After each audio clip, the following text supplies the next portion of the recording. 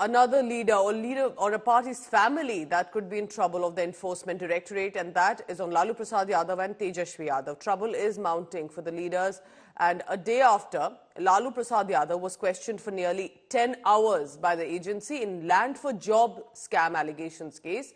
Enforcement Directorate has now summoned Tejashwi Yadav, the youngest son of Lalu Prasad Yadav, in connection with the same case.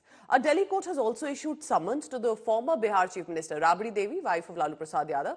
Also their two daughters, Hima Yadav and Nisa Bharti, along with other accused in the Land for Job scam. So that according when he was the minister, Lalu Prasad Yadav had asked for land in turn for the job that could be provided.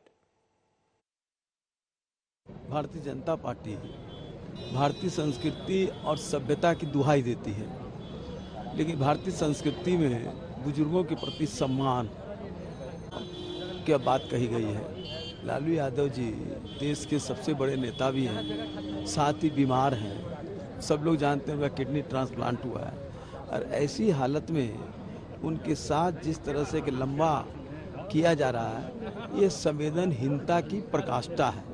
यह बहुत ही खेदजनक और बहुत ही शर्मनाक है कि देश के सबसे बड़े democratic leader, mass leader Lalu Prasad ji को इस तरह से ईडी के द्वारा मतलब अनावश्यक रूप से तंग करने की कोशिश हो रही है। जो लोग वोट से नहीं फरिया सकते हैं, वो ऐसे ही एजेंसियों से फरियाने की कोशिश कर रहे हैं। जनता इंतजार कर रही है और ऐसे जो कारनामे हो रहे हैं उसका जवाब जनता देगी वोट के माध्यम से। This is inhumanity.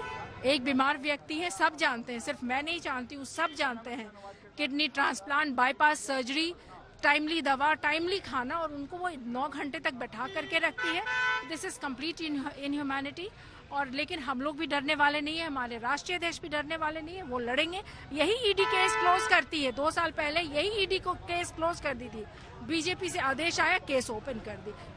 ईडी तो मजाक का पात्र बनी। ये मानवता शर्मसार हो रहा है। किसी भी परिस्थिति में इस तरह एक जनप्रिय नेता, जिसके करोड़ों लोग चाहने वाले लोग हैं, उनके साथ इस तरह का व्यवहार हो रहा है। जो आदमी खुद मतलब शरीर से मतलब पूर्ण रूप से सक्षम नहीं है, जो 2 घंटे बैठने में जिनको परेशानी होती है, ये 10-10 घंटे तक इस तरह का जो बात हो रहा है, ये बिल्कुल ही प्रायोजित है। जो विपक्ष आपके साथ मजबूती से आंख में आंख डाल के खड़ा है, वो आपके इन पैंतरों से नहीं डरता है। आप लालू जी को बुलाएंगे, आप उनके परिवार को बुलाएंगे, आप हेमंत सोरेन को बुलाएंगे, आप कांग्रेस के लोगों को परेशान करेगा, कोई फर्क नहीं पड़ता है। इन सब बातों को जनता समझती है। आपकी वॉशिंग मशीन को जनता जानती है। अभी हम असम से लौटे हैं। देश का सबसे भ्रष्ट मुख्यमंत्री असम में है, उसके खिलाफ नील बटा सन्नाटा कार्रवाई है। तो मुझे ऐसा लगता है कि आज जरूरत जवाब देने की है सरकार को। इनकी इन गीदड़ धमकियों से और उससे भी बदतर कार्रवाई से कोई नहीं डरता है। देखिए, कुछ लोग भ्रष्टाचारी हैं और इतने भ्रष्टाचारी हैं कि अपनी गलतियों से सीखते नहीं हैं।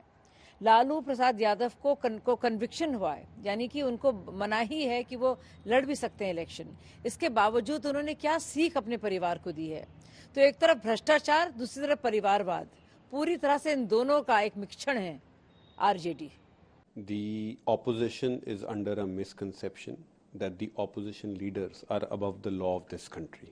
The truth of the matter is, if any opposition leader or any leader in this country has indulged in corruption or has been alleged in a scam, then they would have to face the music of the law.